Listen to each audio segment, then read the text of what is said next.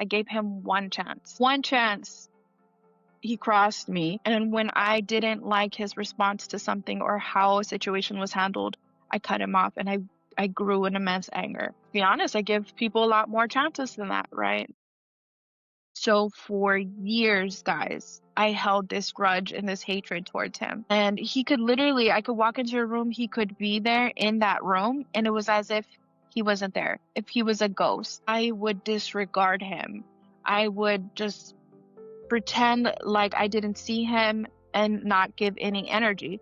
But in turn, that was taking my energy, right? It was taking the energy of me needing to show him that I didn't care about him, me needing to show him that I wasn't going to acknowledge him. So that was taking energy, and I was putting that energy out there.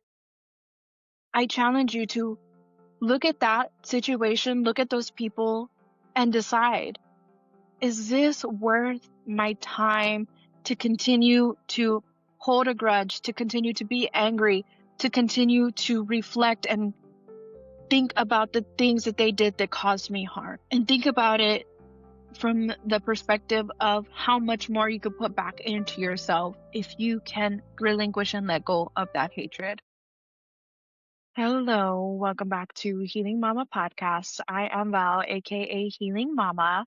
And today is episode 18, Hatred and Grudges. So this is a topic that I have been thinking about for a while and had been working on and wanted to get it out to you guys. I would say old Val was huge on grudges, huge on holding in anger, huge on not forgiving people because I felt that they weren't necessarily worthy of my forgiveness and worthy of my time. And so I held on to so much hatred and so many grudges. And all that did, now looking back at it, is weigh me down and take up energy and space in my heart when now I've relinquished those grudges and I've relinquished that hatred towards the people that have caused harm or hurt me in any kind of way, whatever the case is. And now I feel freer. I feel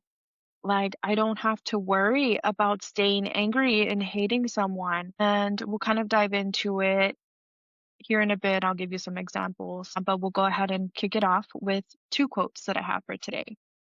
The first quote is, "They don't hate you, they hate themselves." People who are truly happy with themselves would never spend so much energy spewing negativity.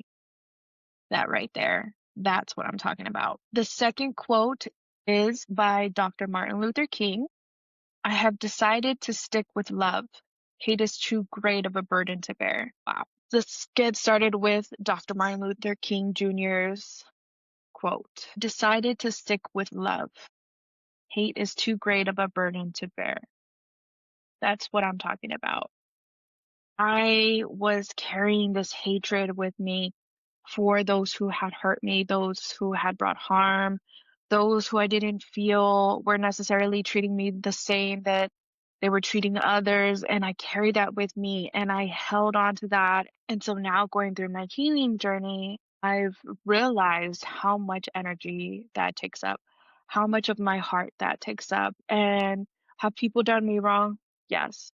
Have people hurt me? Yes. But forgiveness is for myself. It's not for them. Moving on is for myself. It's not for them.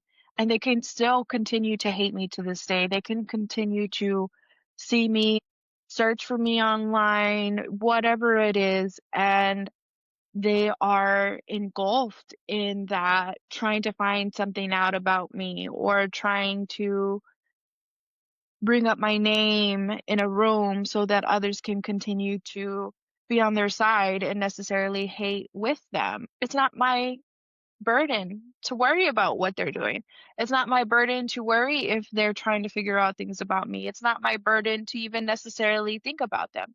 The best part about healing is that if you decide you want to move on from a person or a situation, you get to do that. And that's why healing is for you. That's why letting go of that anger and that bitterness and that grudge is for you, because you no longer need to carry that person or that trauma or that hurt with you into your daily life. That's too much energy to carry, and that's too much anger to hold on to when you could be living an amazing life. And I do live an amazing life. And in the past, I did live an amazing life. But even though I was living a great life, I would still hold on to anger. So that kept a chunk and portion of my heart from being free to the greatness that's possible. And like the first quote said, they don't hate you, they hate themselves. Something deep down inside of them is unhappy and triggered by your success or the kind of person that you are. And so it eats them up inside to see that you're being successful, to see that you are moving on, you're healing, you're learning, you're growing, because sometimes these people are so afraid to change. They're afraid of the change. They're afraid of stepping into things. And sometimes it's not necessarily something that I don't even know if they see that they hold themselves back from. It's not that they hate you, it's that they hate themselves. But hurt people. And the projection of energy is focused on you, and you kind of zone in and you become their target. And so let me speak to it from a place of where I have had issues with people, where I have held grudges. And so, perfect example, my mom's husband, he is not my father. He's been with her for good 15 years or so. I could not stand this man, just being fully transparent. My mom knows it. She watches my videos. I have nothing to hide. She knows this is the truth. I couldn't stand this man for the simple reason that there was an altercation between him and I when my children were younger. And I felt disrespected, and I in turn also disrespected him. It was going head to head, right? And my mom was stuck in the middle. And so for years, guys, I held this grudge and this hatred towards him. And he could literally, I could walk into a room, he could be there in that room, and it was as if he wasn't there. If he was a ghost, I would disregard him. I would just pretend like I didn't see him and not give any energy. But in turn, that was taking my energy, right? It was taking the energy of me needing to show him that I didn't care about him, me needing to show him that I wasn't going to acknowledge him. So that was taking energy, and I was putting that energy out there. And I used to hype myself up big time with that Cardi B song, Bodak Yellow. So if you don't know Cardi B and Bodak Yellow, it's an older song, and she says, "If I see you and I don't speak, that means I don't F with you." And so that was the level that I was on. If I saw you and I walked into a room and I didn't say hi to you, that means that I didn't F with you. And that was something that I did whenever you pissed me off, or if I was holding a grudge. And I didn't talk to this man, my mom's husband, for years, guys, years. So I had my mom in the middle of this grudge that I was holding on to, right? Because I wouldn't even necessarily say he was holding on to a grudge. There had been times where he had said, hi, or he would wave, and I would pretend like I didn't see him. I disregarded him, paid him no mind at all costs. And so for years I did that, right? Until again, this year in January, I started the healing journey, truly diving into it. Before, like I said, I had dove into it a bit, but nothing too serious. But in January, I really just started working through it and working through it. And in, I would say, April, May, I let those walls down, and I decided to let go and forgive, because people are entitled to making mistakes, right? So I think that there's two parts to this. There's a part to forgiveness and acceptance and healing in terms of, this person's not good for me. I've set my boundary, but I need to let this go and forgive for myself, because hatred doesn't serve me.